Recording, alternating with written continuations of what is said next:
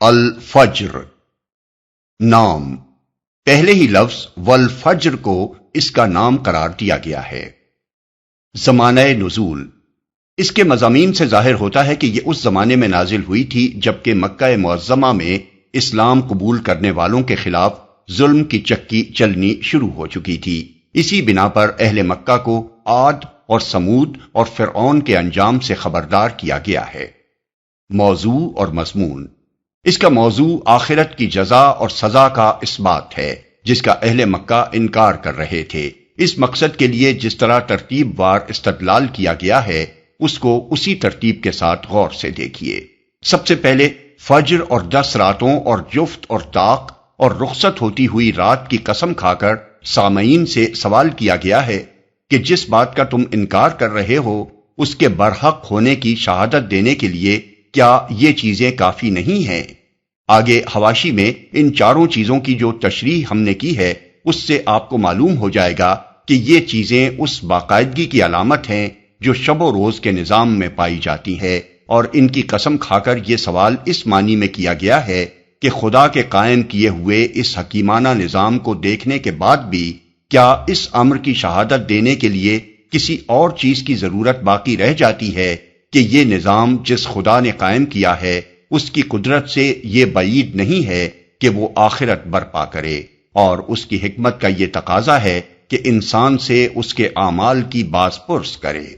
اس کے بعد انسانی تاریخ سے استدلال کرتے ہوئے بطور مثال عاد اور سمود اور فرعون کے انجام کو پیش کیا گیا ہے کہ جب وہ حد سے گزر گئے اور زمین میں انہوں نے بہت فساد مچایا تو اللہ کے عذاب کا کوڑا ان پر برس گیا۔ یہ اس بات کی علامت ہے کہ کائنات کا نظام کچھ اندھی بحری طاقتیں نہیں چلا رہی ہیں، نہ یہ دنیا کسی چوپٹ راجا کی اندھیر نگری ہے، بلکہ ایک فرما روائے حکیم و دانا اس پر حکمرانی کر رہا ہے جس کی حکمت اور عدل کا یہ تقاضا خود اس دنیا میں انسانی تاریخ کے اندر مسلسل نظر آتا ہے کہ عقل اور اخلاقی حس دے کر جس مخلوق کو اس نے یہاں تصرف کے اختیارات دیے ہیں اس کا محاسبہ کرے اور اسے جزا اور سزا دے۔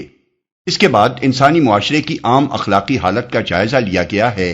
جس میں عرب جاہلیت کی حالت تو اس وقت سب کے سامنے عملاً نمایاں تھی، اور خصوصیت کے ساتھ اس کے دو پہلوؤں پر تنقید کی گئی ہے۔ ایک لوگوں کا مادہ پرستانہ نقطہ نظر جس کی بنا پر وہ اخلاق کی بھلائی اور برائی کو نظر انداز کر کے محض دنیا کی دولت اور جاہ و منزلت کے حصول یا فقدان کو عزت و ذلت کا معیار قرار دے بیٹھے تھے، اور اس بات کو بھول گئے تھے کہ نہ دولت مندی کوئی انعام ہے نہ رزق کی تنگی کوئی سزا، بلکہ اللہ تعالیٰ ان دونوں حالتوں میں انسان کا امتحان لے رہا ہے کہ دولت پا کر وہ کیا رویہ اختیار کرتا ہے اور تنگ دستی میں مبتلا ہو کر کس روش پر چل پڑتا ہے۔ دوسرے لوگوں کا یہ طرز عمل کہ یتیم بچہ باپ کے مرتے ہی ان کے ہاں قسم پرسی میں مبتلا ہو جاتا ہے، غریبوں کا کوئی پرسان حال نہیں ہوتا، جس کا بس چلتا ہے مردے کی ساری میراث سمیٹ کر بیٹھ جاتا ہے اور کمزور حقداروں کو دھتا بتا دیتا ہے،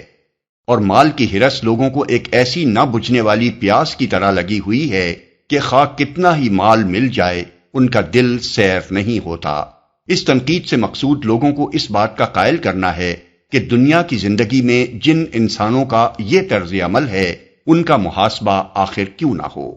پھر کلام کو اس بات پر ختم کیا گیا ہے کہ محاسبہ ہوگا اور ضرور ہوگا، اور وہ اس روز ہوگا جب اللہ تعالیٰ کی عدالت قائم ہوگی۔ اس وقت جزا و سزا کا انکار کرنے والوں کی سمجھ میں وہ بات آ جائے گی جسے آج وہ سمجھانے سے نہیں مان رہے ہیں، مگر اس وقت سمجھنے کا کوئی فائدہ نہ ہوگا۔ منکر انسان ہاتھ ملتا رہ جائے گا کہ کاش میں نے دنیا میں اس دن کے لیے کوئی سامان کیا ہوتا، مگر یہ ندامت اسے خدا کی سزا سے نہ بچا سکے گی۔ البتہ جن انسانوں نے دنیا میں پورے اطمینان قلب کے ساتھ اس حق کو قبول کر لیا ہوگا جسے آسمانی صحیفے اور خدا کے انبیاء پیش کر رہے تھے، خدا ان سے راضی ہوگا اور وہ خدا کے عطا کردہ اجر سے راضی ہوں گے۔ انہیں دعوت دی جائے گی کہ وہ اپنے رب کے پسندیدہ بندوں میں شامل ہوں اور جنت میں داخل ہو جائیں۔